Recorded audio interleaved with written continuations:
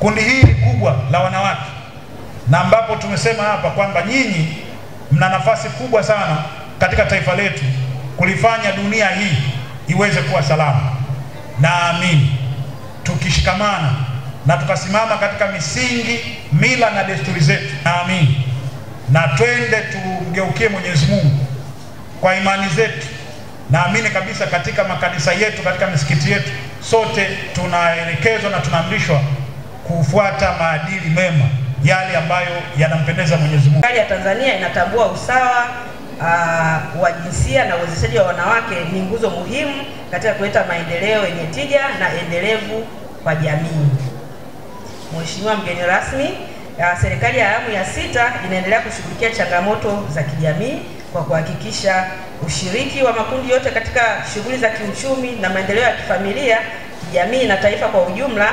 Baadhi ya juhudi zilizofanywa na serikali ni pamoja na kuandaa sera ya taifa ya maendeleo ya jinsia ya toleo la mwaka 2023, sera ya maendeleo ya biashara ndogo na zakati ya mwaka 2003, sera ya taifa ya kilimo ya mwaka 2013, sera ya elimu na mafunzo ya mwaka 2014, na serikali inaendelea na uwezeshaji mitaji kwa wanawake, vijana na watu wenye ulemavu baada ya marekebisho ya sheria ya fedha ya mamlaka za serikali za mitaa sura ya 290 kifungu cha 27A. Kama tunavyofahamu ya kwamba ni mwaka wa uchaguzi, tunafahamu ya kwamba madiwani wanakwenda kuchukua fomu kwa ajili ya kujiandikisha kwa ajili ya kugombea kuchukua kata. Kwa hiyo niwaambie kwamba wanawake, wa kwanza kabisa mnatakiwa kuwa nyinyi katika kata, mtuwakilishe vema. Wanawake mchukue fomu kwa ajili ya kupambania muweze kushika nafasi hizo katika kata, ya kwamba nyinyi muwe madiwani wa kata. Ondoeni hofu, ondoeni mashaka.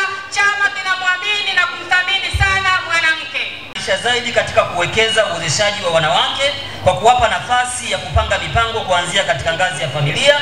Sisi wanaume, baadhi yetu, tuepuke kuwatendea ukatili wa kiuchumi wanawake. Ukatili wa kiuchumi ni ile hali ya mwanamke kushiriki kwa dhati na juhudi kubwa kuzalisha mali, ikiwemo shughuli za shamba, lakini wakati wa kupanga vipaumbele vya familia, baba upanga peke yake au na watoto wachache wa kiume. Huu nao ni ukatili unaomkandamiza mwanamke, lazima tuukemee kwa pamoja katika siku ya leo. Na kama ikitokea huko, hata ikiwa vijijini, wanawake unganeni kumsaidia mwanamke mwenzenu ili aweze kufika katika vyombo vya haki na kupata haki yake.